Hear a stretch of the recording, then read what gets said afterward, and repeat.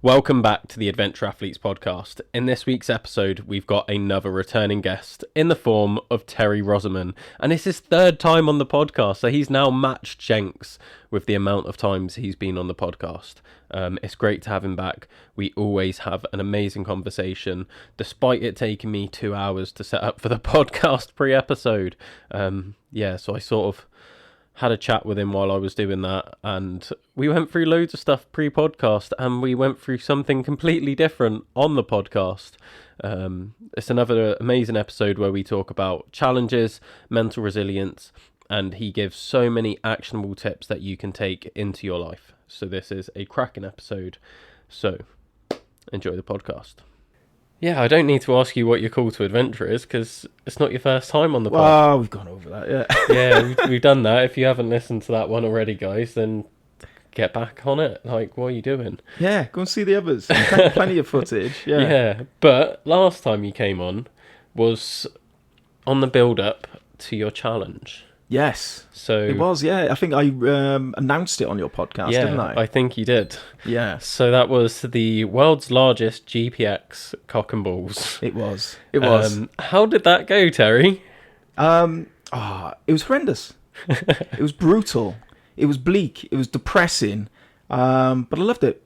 Yeah, and I did it, and I got it. And for a short period of time, I set the record for the world's largest GPS drawing of a cock and balls on foot in a single continuous effort. That's the official term. But unfortunately, it's been beaten. It's been beaten. I did not know this. It's been beaten twice since I've done it. Yeah.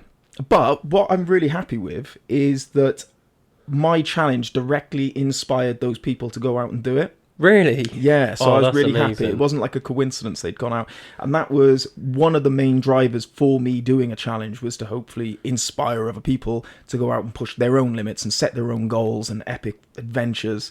Yeah. And they went out and done it. Yeah, the first guy... Now, I've got quibbles about him.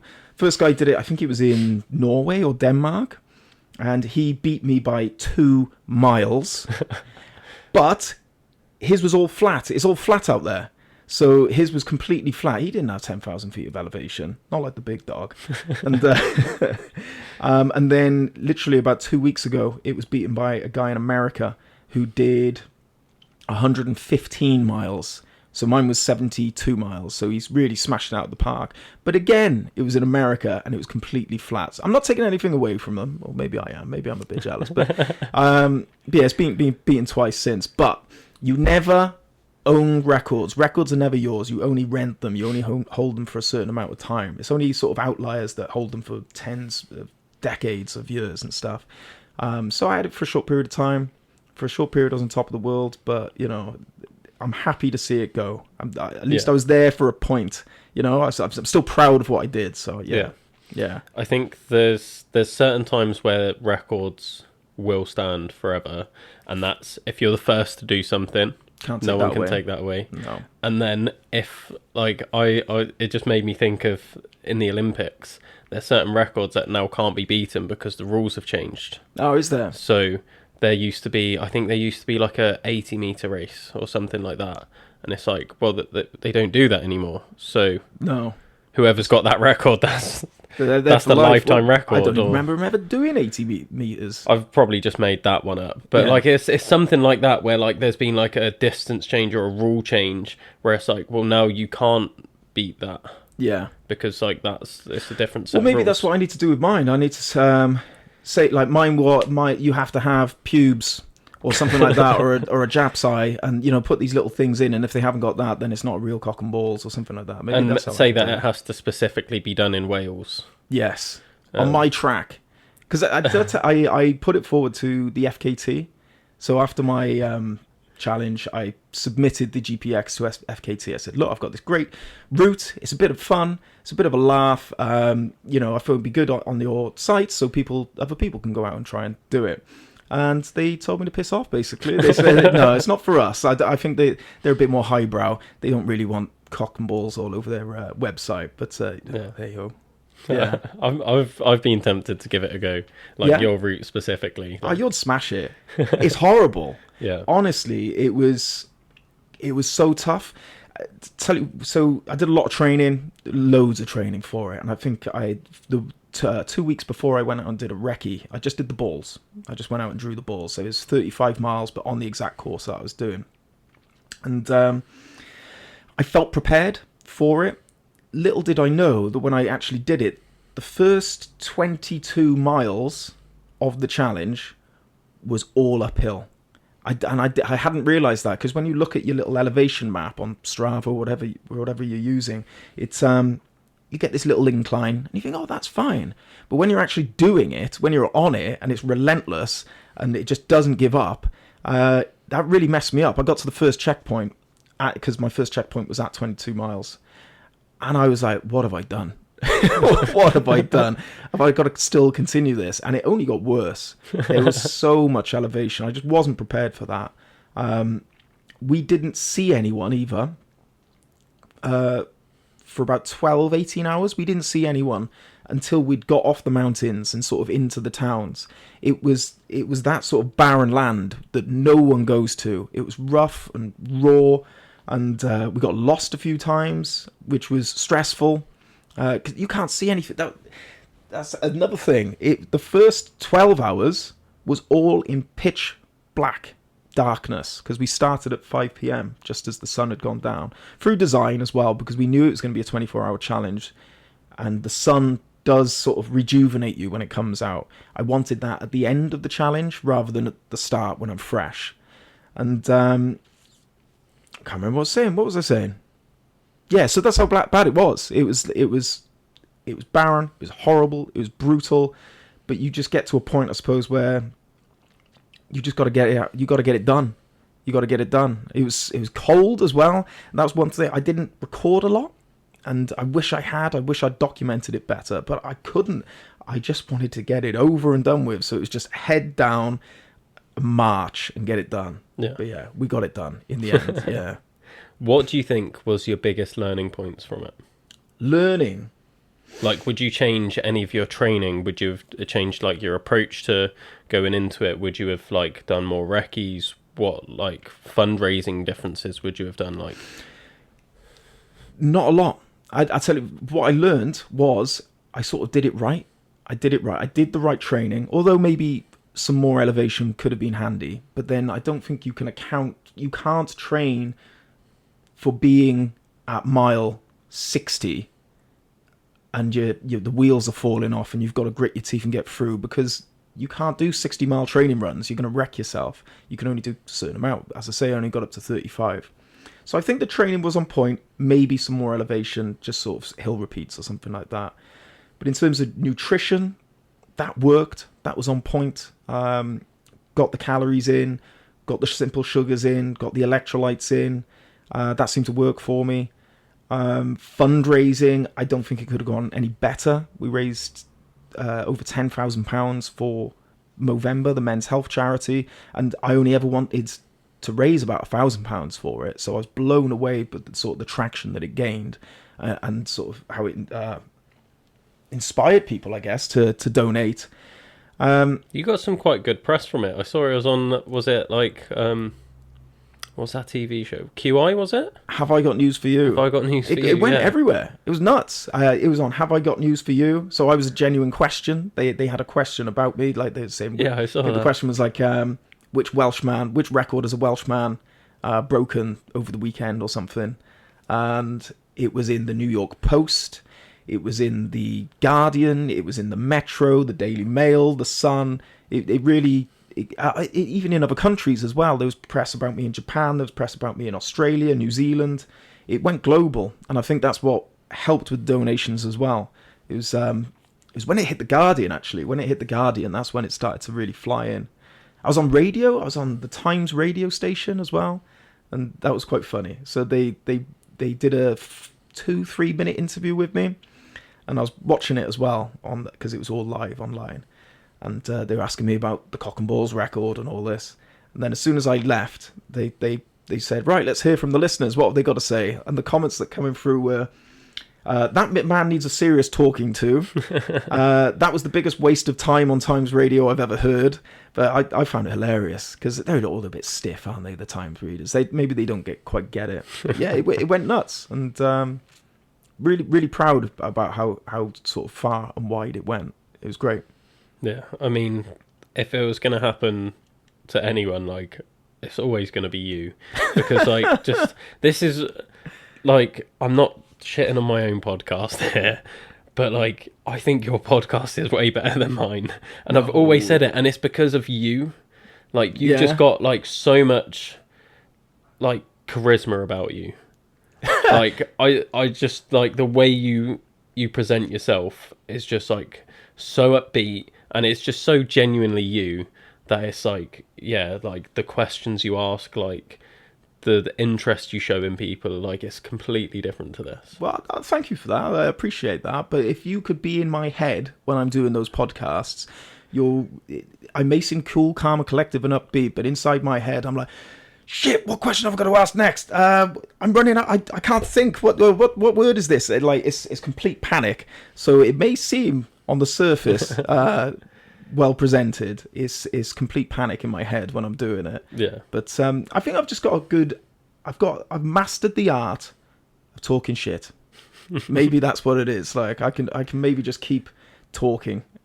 That's all it is. Like. But it's just your character. It's just like it suits challenges like this, and it suits podcasting, and it suits like this just wild, wacky sort of stuff. Yeah. But then linking it to mental health and challenge and things like that, like it's very on brand. Like Rokman is you. Yeah, I guess so. We've always thought it's all about positive mental outlook and attitude on life. Really, that's what it is. It's don't dwell on things. If you can always find the positive in something, I suppose I try to embody that.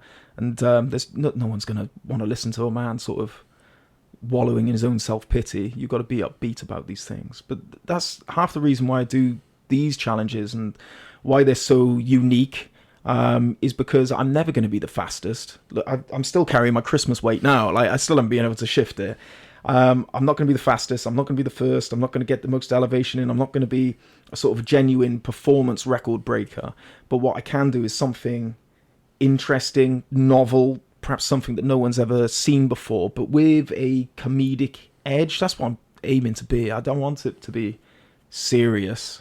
I want it to be interesting. You've got to be able to stop people scrolling on their phones. It has to be something that stops them in their tracks and like, oh, what's that all about? Because I'm not an athlete. I'm the everyman. Like I'm not an athlete, and hopefully that's what I mean. Like, there's obviously going to be more normal people out there than there are athletes, and if I can inspire the normal people that are living through normal things and normal struggles with their lives and pressures, then I've done my job. Yeah. Then I've done my job. Yeah. See, this is what I think you do better than a lot of the people out there, because like I get what you're saying, like you are just an everyday person. So are a lot of like the people I have on here, which I find funny because everyone looks up to us. And then I say us because like I've been included in that a lot recently, but I'm just an average person. Like people look at me, they're like, oh my god, like you're this amazing athlete, and I'm like, I'm not, but I've worked my arse off to be. You have worked your ass off. And it's the same, like I look at like Lee and stuff. Yeah. And I'm like, Lee is like, he's got kids, he's got a missus. She moans at him for training too much. Yeah. He goes on bloody holiday and he sets an FKT. Yeah. So it's like, he's still getting that bollocking when he gets back, being like, you've been gone too long today, mate. Well, Lee's fantastic, Lee Davis, in that he is an everyman. He has got a full-time job, and he's now put himself at the pinnacle and elite end of athleticism, even with all those struggles. So maybe I am got an excuse. Maybe I need to up my game. He's got that like brain condition and everything as well. So like he's got so much going on. But then when I talk to people about Lee, or like myself and things I go through, they're like, oh yeah, but you're like gifted, or like they just can't see that gap of like, this is where I'm at, this is where you're at, how do I get that? No matter what we tell them, they're always going to have that barrier of like, yeah, but like you're just different, aren't you? Whereas like I think you relate to people a lot better because you're like, yeah, look, I got like this Christmas belly. Yeah. And it's like I'm just doing like something that is very up there in its own right, like doing 75 miles or 72 with 10,000 feet of elevation. That's no joke. Like that's not like I'm just going to go out and do this thing for a bit of fundraising. It's like that is a serious challenge in its own right. Yeah, and I learned that. I learned that the hard way. And not to say I underestimated it, but I didn't think it would be that hard. I knew it'd be hard. I didn't know it'd be that hard, where you really are, you're sort of stuck in this situation where the only way out is through. I think that's it. It's you either quit, which is not an option, or you just have to get through it. And it was a lot. It was a hell of a lot tougher than I thought it was. But yeah, I suppose you're quite right. Everyone has their struggles. I suppose even professional athletes are going to have their struggles as well. They're going to have the demands of maybe, well, I suppose being a professional athlete, work is their job, or their job is to be an athlete. So they, in a way, they do have a job and commitments and responsibilities to do. Top that off with a partner, top that off with kids, a dog, the goldfish, whatever it is. Yeah. I suppose no one escapes these pressures. Everyone's got them. Yeah, I do think it is different for like when you look at like well-paying sports like rugby, football, things like that. It's like, yeah, you're training hard, but like they do have a lot more freedom than your everyday person. And when you're looking at like different countries, Olympians and stuff, where it's like they get so much funding that like, because I always tell people like they try to train like an athlete, but they've got everything else in their life that's adding extra stress, and they can't recover as well as athletes. Like they can't be like, right, I'm gonna like, I'd look at LeBron James and he's got like a 1.5 million pounds a year that he spends on recovery, and he's like, I'll sleep for 8 hours, then I'll get up, I'll train this time, then I'll have a nap, and then I'll go see a physio, or I'll go to my PT, then I'll have another nap, then I'll go and play. And it's like he can perform at that level because he's got that funding and everything behind him. Whereas, like, if you look at, like, Olympians, like, I was watching a video about, like, some cyclists. I can't remember what the video was, but they're just, like, done the Olympics. And then they were getting interviewed afterwards, and they're like, oh, what's your next week looking like? And most of the people were like, I'm going back to work now. Oh, really? Like, they're like, I've got my office job. And it's just like, you don't expect that from Olympians. No. Because there's so many sports where there's just not the funding. So they do have to work. Yeah. I suppose it comes down to passion then. Yeah. Because there's a lot of people that throw themselves into these sports where there is no funding, but they just love it. So then I suppose it comes down to what's their motive, what's motivating them, and I suppose it's internal then, isn't it? It's not external. It's not the pay. It's not accolades. It's the internal sort of purpose that they get from it, I guess. That's what drives us through. But it's time is the biggest one. Time is the biggest killer. When you've got these responsibilities, you have no time. Yeah. I tell you, having kids was the biggest eye opener for me. I used to think I didn't have time. Then I had kids. Then you realise how much time you had, but you've wasted, and you can never get back now because you've got kids. But you just got to. I'm more productive now than I was before I had kids, if you can believe that. But it's because now I have limited time. I've got to make that time work for me. Yeah. So I just have to be more proactive about stuff. But with the benefit of being a professional athlete, maybe they only have to train 2 hours a day, something like that, maybe a bit of rehab. But then I guess, as you're saying, they get the rest of the day off to relax and recover, and they can do whatever they want. And I suppose when they're not under the cosh and they haven't got that pressure on them, they can really relax their mind, I guess. Yeah. Like I never take for granted the position I'm in, where it's like I know that I push myself a lot. You do. And I appreciate how much time I can invest into my training. Like, I'll look at my Strava, and I'm like, minimum I'm training is sort of like 10, 12 hours a week. That's a lot. That's the minimum. I try and aim for like 20 plus hours a week of training, and I can. Because I work in a gym. Yeah. And it's like, right, I've got an hour between clients now. What shall I do? Oh, I'll do my strength training now. Like, it's not like I'm having to fit it around work, because like, that is my work. It's like my day naturally falls with hour-long gaps. So I'm like, I can go for a run. I'll go on the Stairmaster for half an hour. I'll do my weight session, and I'm already there in the environment. I think that's the key one, isn't it? It's being in that environment. Yeah, like, yeah, I've removed as many barriers as I can to training by making training my life. yeah. And it's been very intentional that I've done that. It's not an accident. No. But that's how much I prioritise training, is I'm like, my life is built around training. Yeah. And I don't have a family. I live on my own. You're lucky. Like you said earlier, like you came in here and we'd done like a whole tour of the house, and then you had that realisation of like, Will, where do you sleep? Like, I didn't see a bed. I'm like, oh, in here, this is my bedroom. Like, yeah. It also is a podcast studio. Like, I've built everything here. This whole house is based around adventure athletes. Yeah. Intentionally. Love it. Like, this my dedication to what I'm doing, because I love doing it, and Yeah. I want to have, like, I've got big dreams. You probably know some of them by now, but it's just like, yeah, and it's that makes, I think that's what makes it hard for people to then relate to me, because they're like, well, I do have kids, and my life isn't training.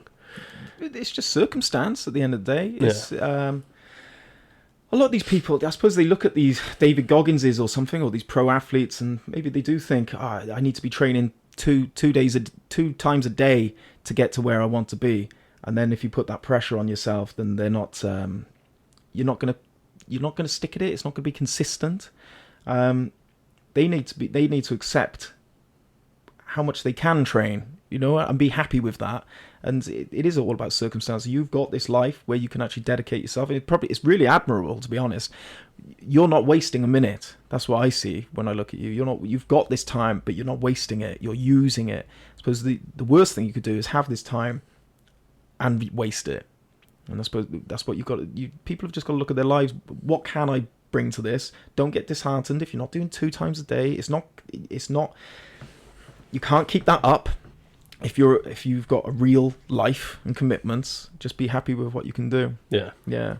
Something else along similar sort of lines, which I've been thinking about and talking about to some of my clients a lot recently, is this whole thing of, like, people see me progressing really quick in a thing, and I started thinking, like, well, what makes me different to you? Like, why am I progressing quicker? Because, like, I see them come in and they'll work hard and they're getting results, but maybe it's not quite where they want to be. It's not quite quick enough for them, or it's not consistent enough, or like they just haven't expected, like they haven't done as much as expected, sort of thing. And like, I was like, oh, maybe it's consistency of program. And then I was like, but I'm not always that consistent. And that, like, I was thinking about all these things. And the biggest thing that I've thought of, which I think you're going to attest to with the whole Rokman brand, is it's to do with pushing yourself through discomfort and challenges. And I'm really good through years of doing it, of being like, I think I'm at the end point of what I can manage, and then pushing through and trying harder. Mm-hmm. So whether I'm on like a long run, like when I did the Backyard Ultra recently, for an example, is I'd only ever run 47 miles. That was my PB before that. And I'd done that 4 weeks beforehand. Mm. So that was like a fresh PB for me. Before that, it was 30 miles. So I've gone from 30 miles to 47. And then I was like, well, I wanted 50, but that doesn't seem enough now. So I hit the 50-mile mark, and then I kept going. And I managed to hit 67 miles. Whereas, nice. Like, a month before, I was like, 50 is going to be like my absolute limit. But I reached points where I was like, I really want to give up, and then I kept going. So I'm really good at having that switch and flicking it. And I think that comes across in my training, is like, when I'm doing heavy lifts, like heavy squats, I'm doing a set of 10 squats at like 120. At rep 5, I'm like, I really don't want to do this. This is uncomfortable. I think like my body's had enough. But then you're like, no, keep going. And you push through that. Yeah.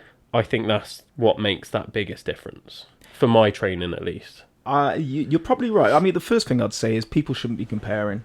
You're on your own journey, and if you're going to be comparing yourself to whether it's you or someone else or people they see on Instagram, you're only going to get disheartened if you don't feel that you're keeping up. But it's nothing to do with anyone else. It's to do with you and your personal journey, and they should just concentrate on their next sort of milestone, their next target. And it shouldn't be They shouldn't be looking into the future. They should be just looking at, say they're looking to lose 10 kilograms.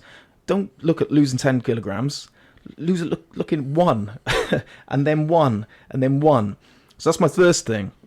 But the second thing is, it's this 40% rule. It's a famous Navy SEAL rule, made even more famous by David Goggins. He talks about it. But I think it maybe is that sort of mental barrier. And what it is when you feel like you're done, you're only at 40% of your capacity. There's still 60% to go.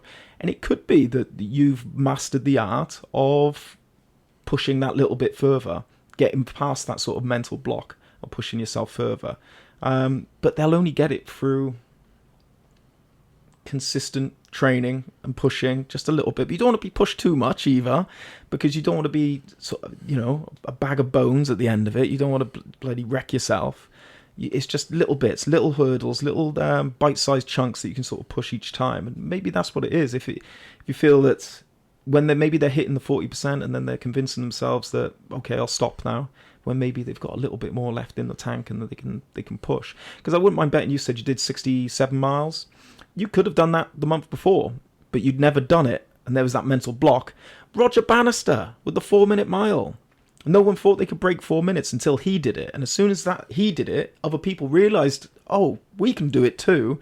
And then I think it was broken just countless times since. Look at the Olympics. Everyone's running under 4-minute miles now with the fastest mile. Yeah. So maybe it is just a mental block. But then that comes down to confidence. And confidence is a big issue with people. But you only gain confidence. Success breeds confidence. You only get it through successes. But don't push yourself too far that you're failing, because then you're gonna go down into a negative spiral. It's just through time. You've been doing it for years, and from what I see, you're always putting yourself into your training. So people shouldn't beat themselves up. They should just concentrate on themselves, and maybe when they do hit that mental block, just push. For example, I don't know, maybe they're doing 50 push-ups and they feel like quitting at 30. We'll do 32.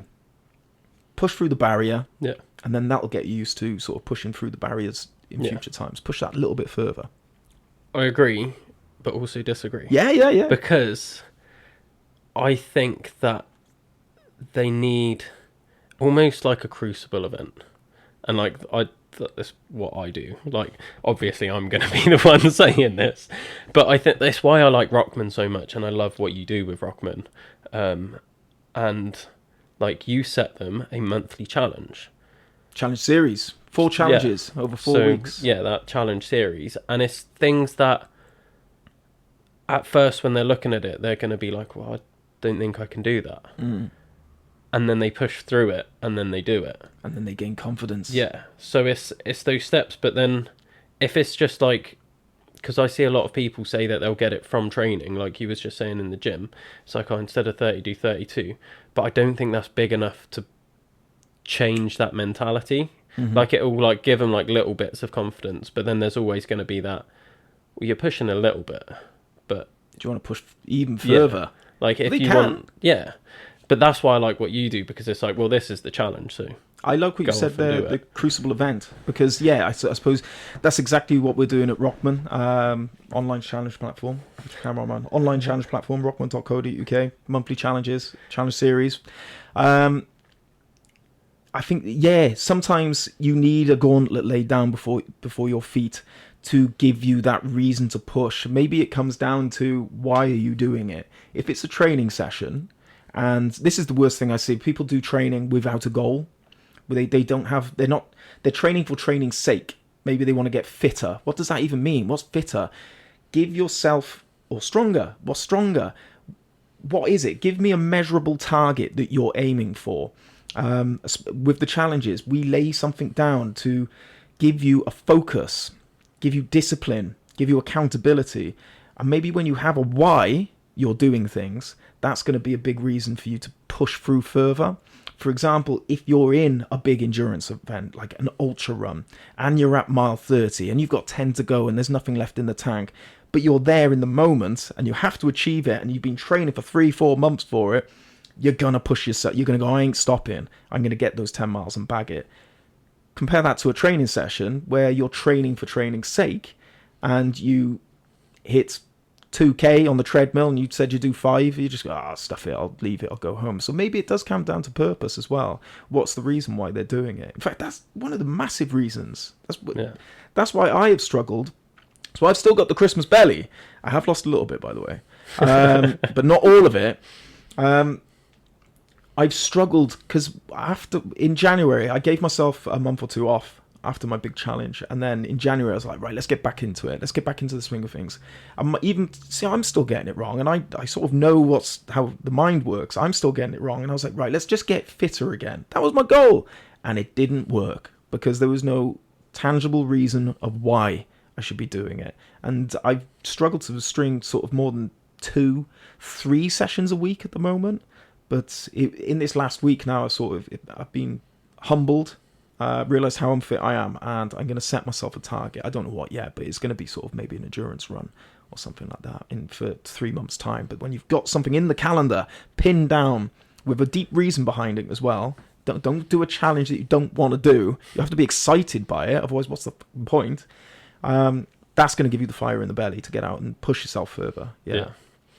Do you have any advice for someone that's looking to set themselves a challenge but doesn't know where to start? What you love doing. Pick something you love. Pick something you actually want to do.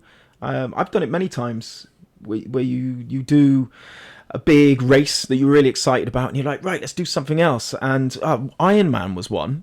I felt like I needed to do Ironman. I was like, I need to do it. Everyone's doing it. It's a big thing.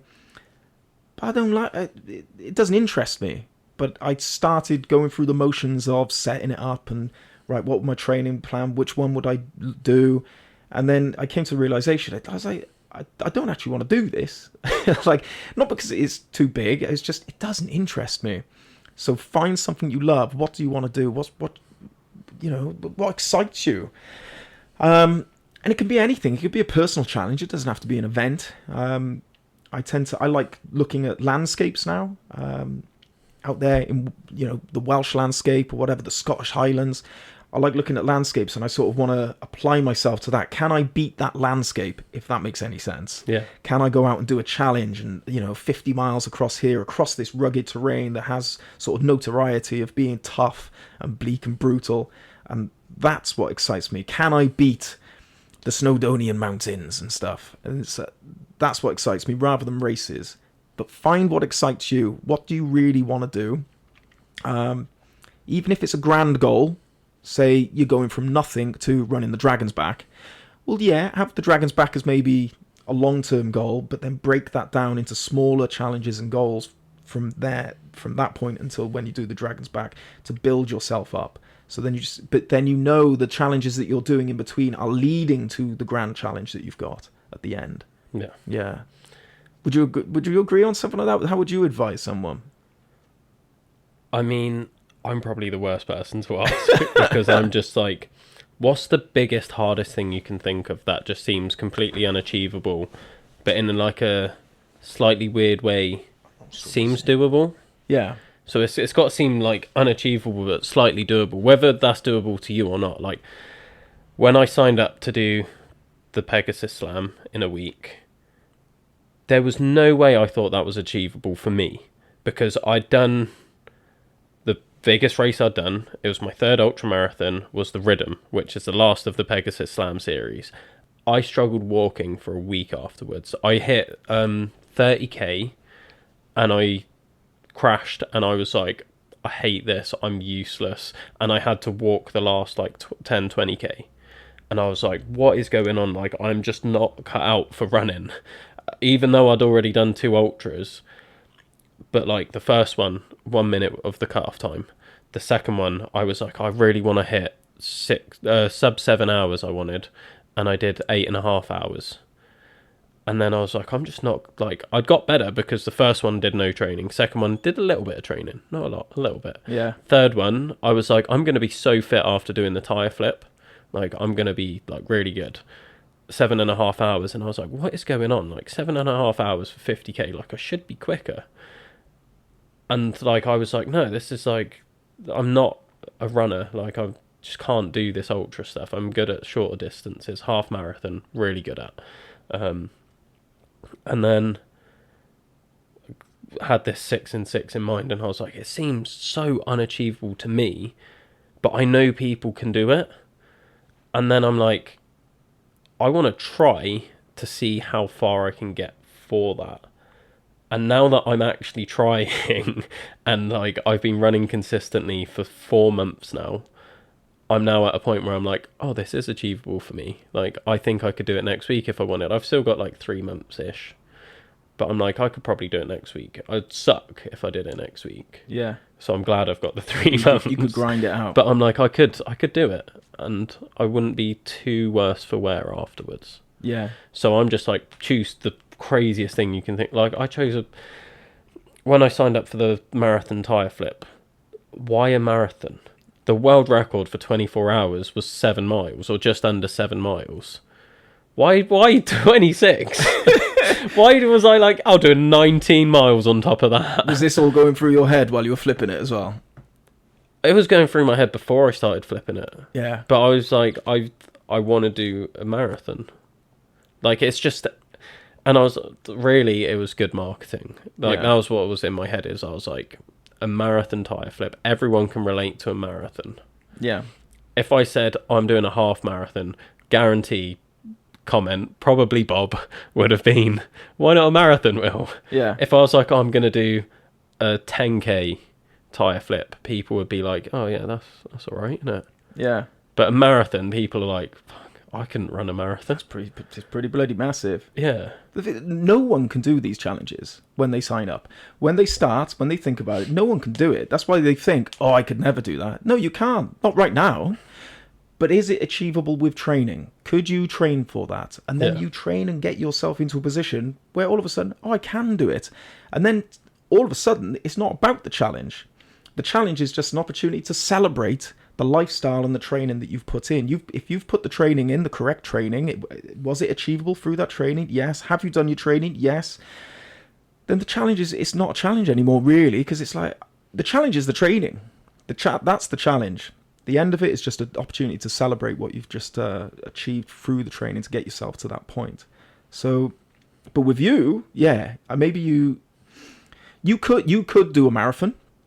I'm telling you could, with the proper training. And now going through the process that you've done, how long would it take? Would it take 3 years?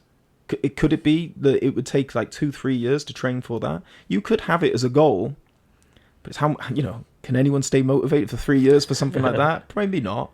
So I suppose that's it. When you're looking at challenges and whether they're achievable or not, it's not whether they're achievable in the moment and now, but are they achievable through training? Could I train myself to get to that point? I think that's a good point. Is not even that bit there, but when you're like, could you stay motivated for 3 years of flipping a tire? No. And it's like, is it achievable with my lifestyle and dedication to it? Yes. Because you look at people like Usain Bolt, great example, trains 4 years to run 100 meters, which took him less than 10 seconds. Yeah. 4 years for less than 10 seconds. So that is 4 years of dedication for such a short thing. And it's repetitive thing. It's not like there's loads of variables when it comes to running 100 meters. Like, you just run 100 meters. There's only so much variety you can add to your training for that. It's going to be the same over and over again. Yeah. But I suppose it comes down to the why he's doing it, the purpose, the intrinsic value that he's going to get from it. So I think that's something that you really need to consider when setting these challenges, which I've never thought of before, is like, am I going to be able to consistently be driven for this for a long amount of time? Yeah, I get it with half marathons. When I'm training for a half marathon, well, I've done it in the past. I'll give myself 3 months to train. By month 2, I start falling off the training. I've lost interest. It's a long time.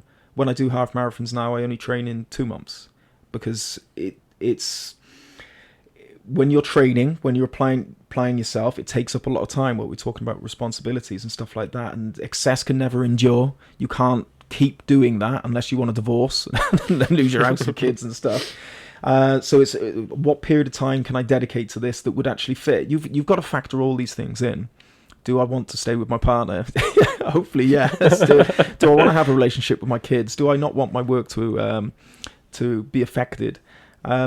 So I suppose that's it. When you're doing these, when you're setting out these challenges, setting out your training, you've got to you've got to think about all these factors. And if you don't, it's going to be at the detriment to everything. Because the worst thing you can do is set yourself up for failure. And whether that is your training block is too short, your training block is too intense, it's taking up too much time, the end goal is not achievable within the time you give yourself. That's the worst thing you do, because we talked about confidence. Confidence is it's like a superpower. It's not a superpower because we can all achieve it. It is achievable confidence, but it's only achieved through successes. It's only achieved through successes, and failures are the worst things that you can do. So set your goals right. That's it. And again, that's what I do with my challenges. Is, for example, when I did the big penis run, is I set a few little challenges within that training period to gain confidence, and that's what I'd always recommend, is just to have these little benchmarks at certain points throughout your training, to go out there and build your confidence, and that's what it is. But don't set yourself up for failure. Yeah. I think maybe that's a really good point of why I seem so successful in what I'm doing, is because, again, not because I'm anything special, but because I can dedicate so much time to it. So like when I'm running 6 ultras in 6 days, it's like, well, yeah, I'm running. Like I love talking about this. I tell everyone about this because it's blown my mind. Last year, I did the 496 in January, didn't I? Yes. So I ran 496 kilometers in January. Throughout the whole year then, I ran 1,000 kilometers. So I did almost half of my running in January, and then the rest spread throughout the next 11 months. Yeah. And then this year so far, 4 months in, I've run 1,200 kilometers. In 4 months? In 4 months. Yeah. So it's like, yeah, like I'm already further running wise than I was for all of last year, but I can dedicate that much time to running. Mm-hmm. Like when I say that number, people are like, oh my god, like that's a lot. That's a lot. It is, and a I'm lot. like, it is, but that's because I can go out running for like 10 plus hours a week. Yeah. And not worry about stuff like, I know you're worried about time today because you're like, I've got to get back to the kids and whatnot. Yeah. And it's like, last week when you cancelled the podcast and moved it to today, And that was I was kids. like, yeah, I was on a run, as you know. Yeah. I was already running, and then as soon as you cancelled, I was like, well, I don't have plans for the rest of the day now, so I'm going to keep running. Yeah. So that was my thought. So I spent 8 hours out the house last week running. Yeah. Just on the random Saturday. You're a lucky sod. Yeah. You're a lucky sod. But time is hard, and I've got a few tips for that as well, because maybe people think that they can't fit time in, or they're struggling to fit time in. But it's about, I always say, you've got to pick times when you're not in demand. That's the thing. If you do have responsibilities, whether it's work, the wife, kids, whatever, you've got to pick times when you're not in demand. So what I tend to do with my training is I get up before anyone's awake. And I'm not talking, your 4 a.m. club, like these bloody nutter fitness influencers, which is unsustainable, by the way. And here's one thing the 4 a.m. club don't tell you, is they go to bed at about 7 p.m. every day. They don't tell you that bit, do they? So I would get up at about 6 a.m. because I know they're going to be getting up at about 7, half 7. And then I've got an hour to go out and get a run in or a gym session. You've also got your lunch breaks in work. I get an hour for lunch in work. I can whack my trainers on. I can bust out a quick 10k, and then that's a session done. And I'm not in demand. It's my time. I'm in work, and it's my lunch break.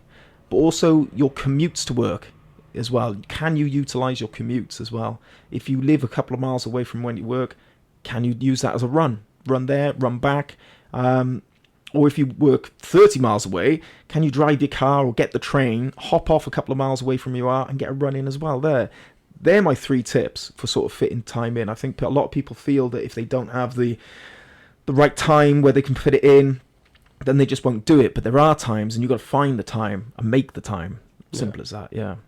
And it doesn't have to be masses of time. Like, you don't have to train like me of like, 20 hours a week is the minimum you should be doing. It's like, no, like half hour a day. Consistency. So whatever it is, even if you feel it's not enough, you need to be able to consistently stick at it. If you're not going to consistently stick at it, it is too much. You're going to fall off the wagon and you're just going to constantly do these peaks and troughs. But consistency will always beat intensity over anything. If you can keep something up for a year, 2 years, 3 years, you're going to see the gains, you're going to see the progress. And I'm sat here with a Christmas belly. I know. Don't listen to me. Going into, back to the challenge side of things then. What I'm really interested currently, and I know I struggle with this massively, so I really want to hear your thoughts on it, is they call it post-race blues. Oh, yeah, it's real.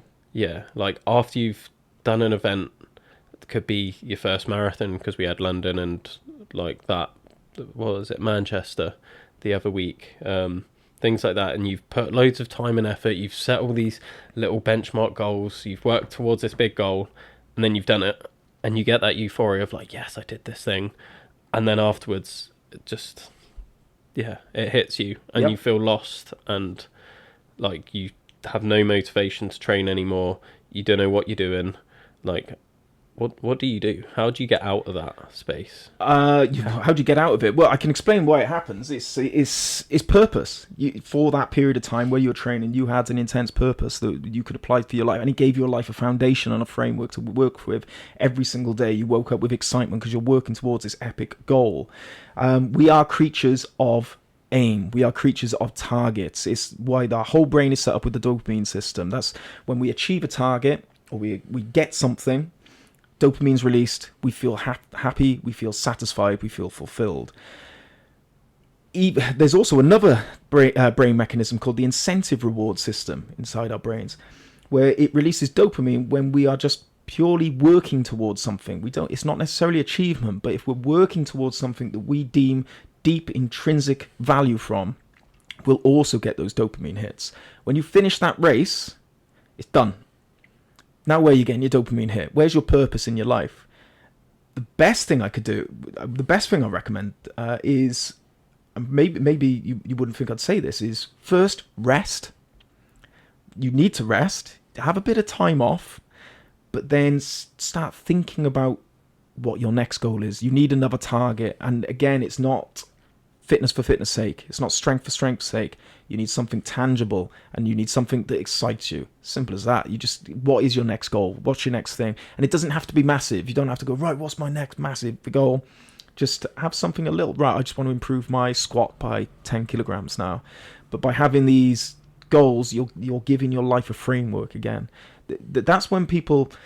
That's the whole reason why I started Rokman, the whole reason why I do challenges, the whole reason why I raise money for men's health charities and such, is because you see these people who are lost in life. They have no aims, or they feel suffocated with sort of life's responsibilities.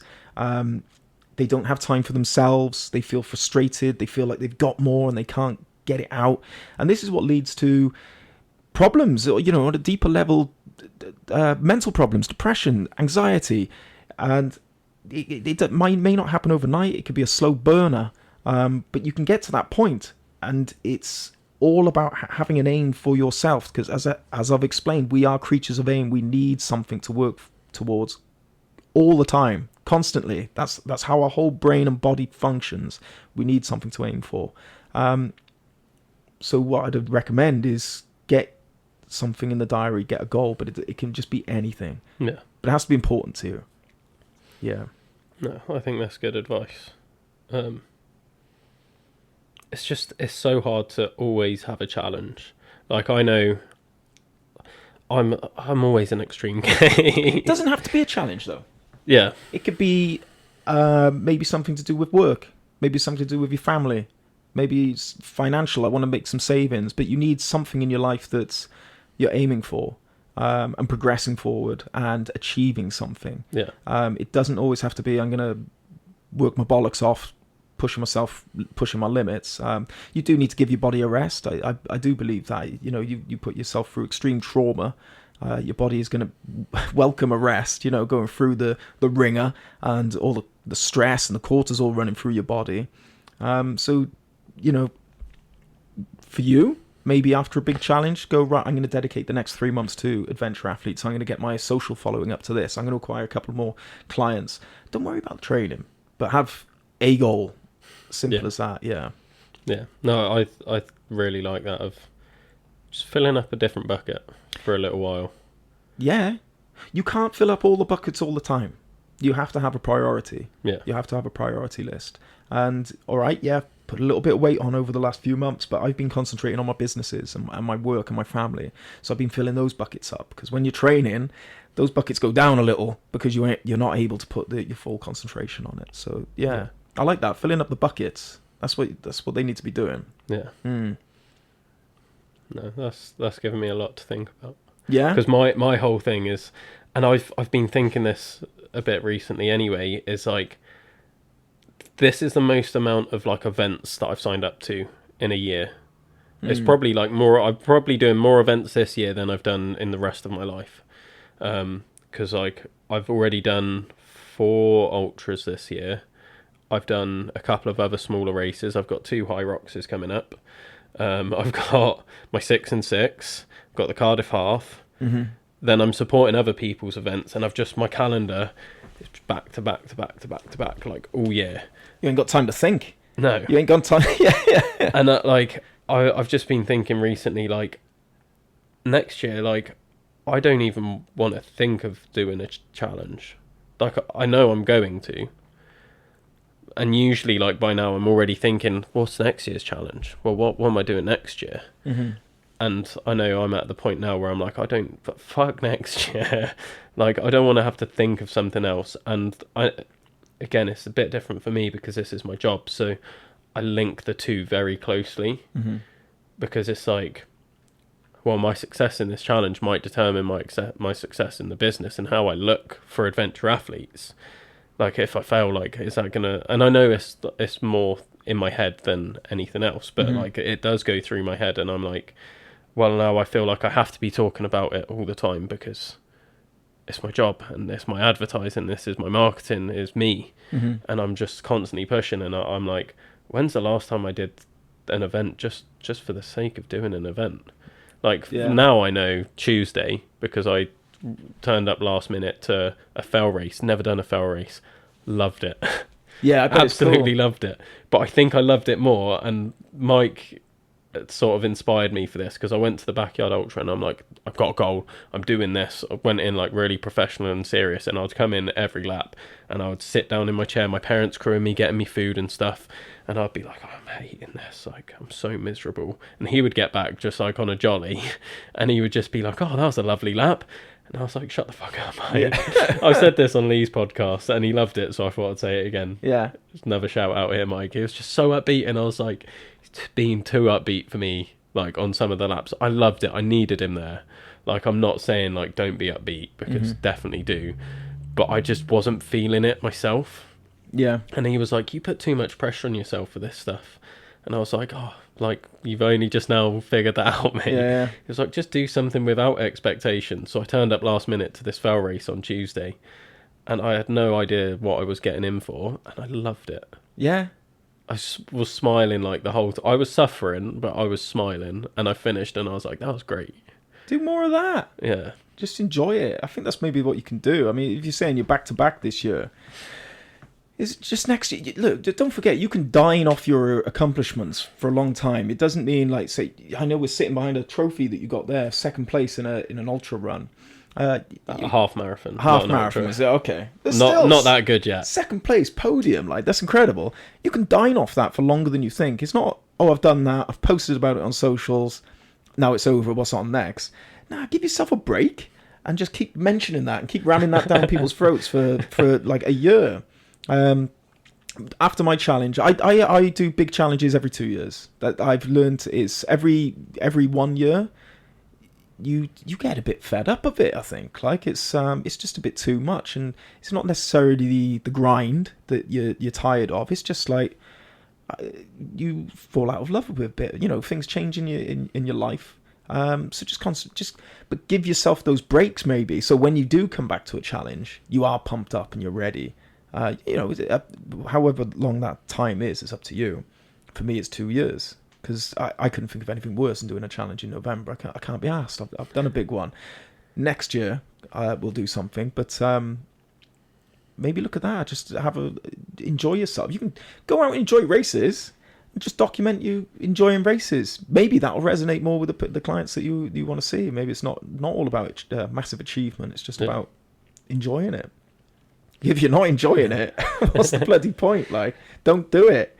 That's just me though. Like, and I think all of that stuff was happening at a time where obviously I quit my full-time job, doing this full-time, trying to make this work full-time. Yeah. Masses of stress. Like, there's so much going on in my life, and I was like not in a good place mentally. So I think that obviously feeds into it. So when you do these challenges, and just me as a person, like, I know that I get quite bad depression and stuff, and I use that for the challenges. Like, whenever I've spoken about a challenge, like, I go to a dark place, but that dark place lets me do the challenge. Without that dark place, like, I really struggle pushing myself. So like, I feed off that almost. So it is partly just how I am, but like, yeah, if I'm not enjoying any of it, like, I think it's okay to not enjoy the actual event.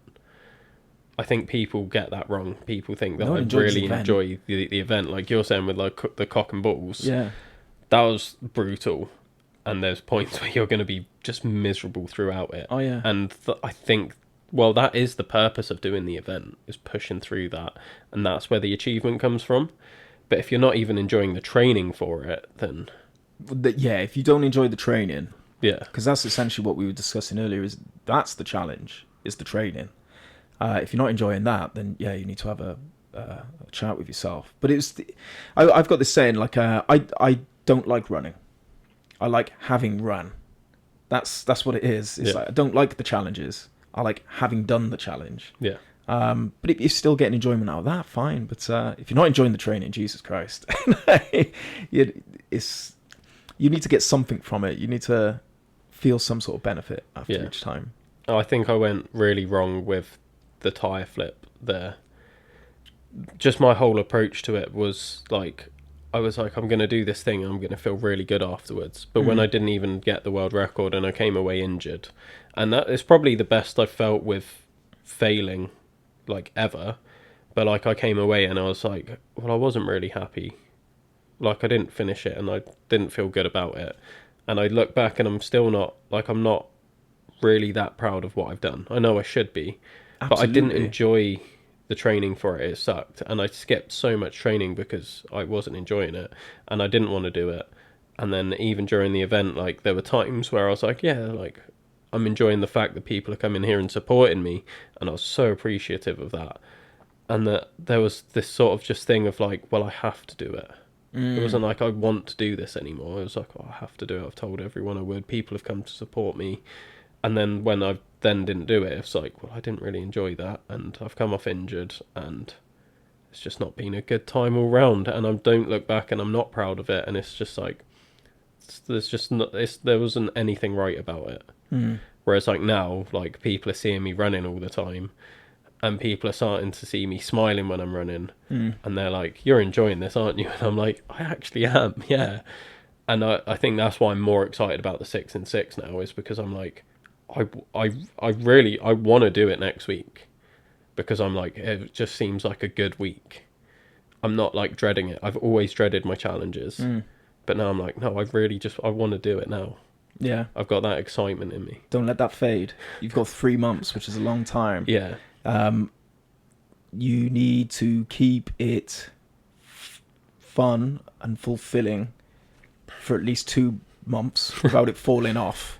Well, you can get like, oh, I'm bored of this, man, you know? Yeah. So, but I've been using it to socialise. So I go to Running Punks every Wednesday. Perfect. And it's like, it's not, we do like a 10k, but like, I get to go out and we have a laugh. Like, my legs, I don't know if you can see on camera, but like, my legs are cut to pieces. Yeah. Like, I can see, little brambles. Yeah. Yeah. Because Rose, who was leading the run, was just like, yeah, it says there's a path here, and we're like, we can clearly see there's not a path. She's like, oh, it's fine. And like, me and her are just stamping down these brambles. Having a laugh. It was hilarious. Yeah, exactly. It's all about belonging, isn't it? And being with people. That's what it's all about. Like, yeah. And then I've been running with Naomi Benson, incredible runner, who lives like 4 miles away. Yeah. And I don't know how I've managed to get a run in with her because her schedule's like more manic than mine. Nathan Hutton's invited me out to go running with him. He won Wild Horse. Right. And I'm like, why are these really good runners inviting me out to run? But like, I'm loving it because I feel like part of that, and I'm getting some like recognition through that, because why would a really good runner want to run with me? They're like, oh, they're seeing that I'm potentially going to be a pretty good runner. Because you're podium them. Well, they want to, what's they say? Keep your friends close, but your enemies closer. That's what they're just checking you out. That's what they're going to do. They're going to start on these long runs giving you bad advice. Oh, yeah, what you want to do is a chocolate cake, but 2 hours before you run and stuff like that. Might be actually quite good, actually. That'll fuel you up. But maybe, look, you've added a new aspect to the running, and now you're sort of falling in love with it again. It can get boring, man. It hitting that tarmac over and over and over again can get really boring. And I gamify it a lot. This is a massive thing for me. I gamify everything. So Strava's my best friend. Everyone thinks I'm a proper Strava wanker, but I am 100%, and I love that I am. Well, yeah, like I always go for that. And I go segment sniping.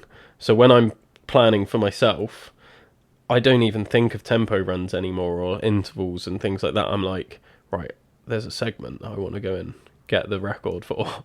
Like, and I'll plan in as many as I can to go round, and I'll do light work between it, and then I'm like, right, full effort, go. Get the segment, then I'm like, okay, next one, like jog to the next one, and then I do that, and I'm like, micro challenges. Micro challenges within a workout. And then Joe Berryman, who's like one of the biggest listeners, so shout out Joe. Shout out Joe. I've actually put her onto your podcast as well. Did you? So she's going to start listening to yours. Good. And yeah, she's got me into trig hunting. So you know Jenks does risky trigs. Yeah. She sent me a map of every single trig point across the UK. So it's an overlay for your Google Maps, so you can change the colours when you've done it and everything. Right, yeah. And that's my new thing. I'm like, that's my hill sessions and my long runs. I'm like, how many trigs can I bag today? Yeah. And it's getting me to new places as well, because I'm not just like, I'm going to do the same route, the same 10k that I do every week. It's like, well, how can I plan this next route to get more trigs? Yeah, I love that. Micro challenges, micro dollops of purpose that you can use to fuel you and push yourself further. Maybe that's what you'd be saying to your clients and stuff like that. If they feel that they're not progressing enough, gamify your sessions. Yeah. Gamify it. Well, this is why I've introduced the app that I've got now. Mm-hmm. So I've put them all onto an app, because I was just Google Sheets before, and they'd just look at before, be like, right, so my rep range is like, I'm doing squats for 3 sets of 5 to 8 at this weight, at like this percentage of my 1 rep max. And it's like, right, if I hit the 3 sets of 5, that's fine. If I hit 3 sets of 8, then I know that I need to go up 5%. Mm-hmm. And then they aim for the 3 sets of 5. So they're looking at like the little jumps and the progression. But then it's like that you don't get that same boost from like gamifying, because you're just looking at it and being like, oh, this is numbers. Yeah. Whereas on an app, it's like, oh, you've hit a personal best today. And it's like, oh, okay. Oh, I get a badge for that. Oh, okay. Yeah. And yeah, that's one reason why I've gone towards the app. And it's like easier, because it's not, they will put like, oh, I did the heavier weight today, but then it's like they get something that will give them some dopamine rather than just a spreadsheet. Yeah, achievement. That's exactly why Rokman exists as well, by the way. Is it, with the Rokman platform, we give them 4 challenges across the month, which they can do whenever they want, but that it gives them something almost to train for each week, or something. I wouldn't say the words excitement, but definitely accountability and discipline to go out and hit your session. I've jumped on this series that we're doing at the moment. It's called Frogman. It's inspired by the Danish Special Forces fitness tests, and we had a session yesterday. It was a 3 rounds for time circuit, and I wasn't looking forward to it all day. Didn't even enjoy it after doing it, because I just felt wrecked. but it made me do it, because I knew I needed to do it, because there was something I had to tick off. So yeah, I love it. If you can gamify your training in any sort of way and put these little rewards in throughout the whole period, you're just going to increase your chance of consistency and success. Yeah, love it. Yeah. Right, I think we'll start wrapping it up there then. Yeah. What I do want to finish with, and my last guest requested this to come back, and I think it's perfect for you as well, the weekly challenge. A weekly challenge. What are you going to set to the listeners for a challenge this week? I think last time I set them at 1.5 miles for time, didn't I? I think so. Yeah. Right, okay. A weekly challenge. Now, this is funny because I do challenges every single week with Rokman, and I've got a mind blank. I can't think of anything. I'll tell you what, here's one. I'm trying to think of one from the Frog. Here's one. Right, so next week's Frogman Challenge series with Rokman, which you can still join now if you listen to it. It's a 5K for time. However, it's called the boat carry, and it's supposed to simulate when these Danish special forces have to carry a boat on their shoulders. So you've got to not only do a 5K for time, but you've got to do it carrying a 10K weight on your shoulder. How about that? That sounds perfect. That's different, isn't it? What I did want to bring up as well is Rokman is free, like, to do the challenges now, isn't it? It was. It was. And I'll tell you why it's not. Okay. Because no one sticks to anything if it's free. So it was open for free. You could get the challenges, but you wouldn't get all of the benefits of being part of the series. In the time that it was open for free, not one person completed a series. Oh, really? Not one person, because it's free. The success rate of if you pay, and it's not a lot of money, I think the basic rate of pay at the moment is $9.99 a month, which is nothing really, you know. And you get a pip and everything. You get a pip, and you get access to leaderboards. You get your own personal challenge dashboard where you can track your submissions, your achievements, and there's the supportive community, and you get free access to training plans. There's a lot that comes with it, all for $10.99. And 4 challenges, epic novel challenges. So the success rate of people paying is like 90%. 90% of people who pay will finish a series. People who get it free, 0. So we scrapped free. We were like, there's no point. I think all we ask is a little sort of monetary investment. And yes, it helps pay for the platform and helps with the running, but it's for you more than anything, because when you've put money down, you're like, well, I bloody paid for this, I'm going to finish it. So if anything, it's also a motivator because you've got some skin in the game now. Yeah. You've put some money down. So we're not. I ain't no sort of capitalist fat. What's it called? Fat pig. What's it called? Big wig. Fat pig. Fat cat, that's the one. Yeah. Maybe a fat pig, but we're not trying to make buckets loads of money here. We just want enough to pay for the platform. So you are getting a wicked deal. Get involved, try it, and just know that when you pay, it's going to increase your chances of success. Yeah, amazing. It's such a good platform as well. Like, if I didn't have so many of my own challenges and training going on, I probably would be doing them. You need to try one, man. You need to try it, definitely. It's just 1 month. It's four challenges across a month. That's it. That's all you need to do. And they fit in and around what you're trying to do now anyway. You're out there doing mad runs anyway. You can easily sling one in. Yeah. We'll get you set up.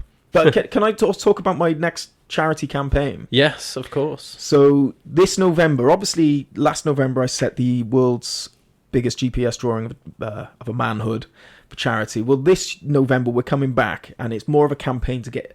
I've got an aim of I want to flood Strava with dick pics. I want to get as many people out there. So I'm talking to you down the camera. I want to get you guys out there drawing your own penises. Now, you don't have to do 72 miles. It could just be a mile. It could be as short or as big as you want. Size doesn't matter, my wife says.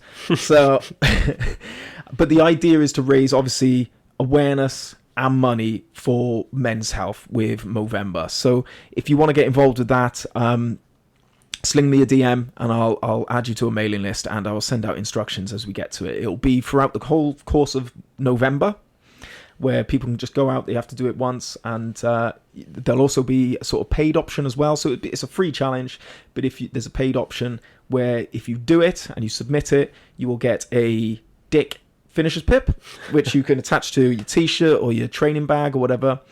And also, at the end of it, we're going to get the collection of all the penises that we managed to get on Strava, and I'm going to judge for the prettiest penis, the prettiest and best penis. And that doesn't matter on size or anything like that. I'm going to be looking at them, and I'll pick the biggest one, and we'll have some sort of prize hamper for the person who does that as well. So get involved. DM me on Instagram, Terry Rosoman, and we'll get that sorted out.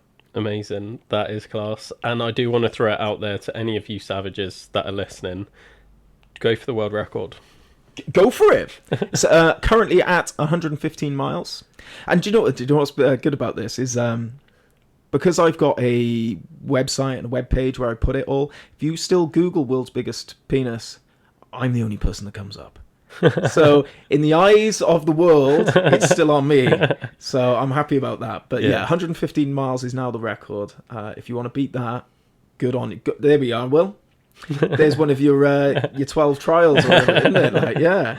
Oh, I think I'd have done enough running this year by then. I think I'll be done with running for a while. Yes, I can imagine. Yeah. Right. Thank you so much for coming on. Sorry about all the tech issues at the start. No worries. No, thank you for having me on, Will. And hopefully, I know these guys are going to appreciate that you brought this back, because it was one of my favourite podcasts that I listened to. And it's a pleasure to be invited back again. I'd love to come back again after I've done some more challenges and stuff. I've got some, more stories to tell or something. But I'd love to come back. And well done. Always welcome on, mate. Thank you very much. Now, before you go, I did just want to highlight, I know he did it a few times in the podcast, but head over to Rokman, sign up to their challenges.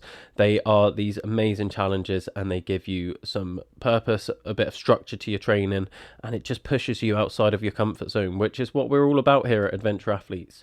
So if you want to check them out, head over to rokman.com and sign up to one of their challenges. Until next time, guys.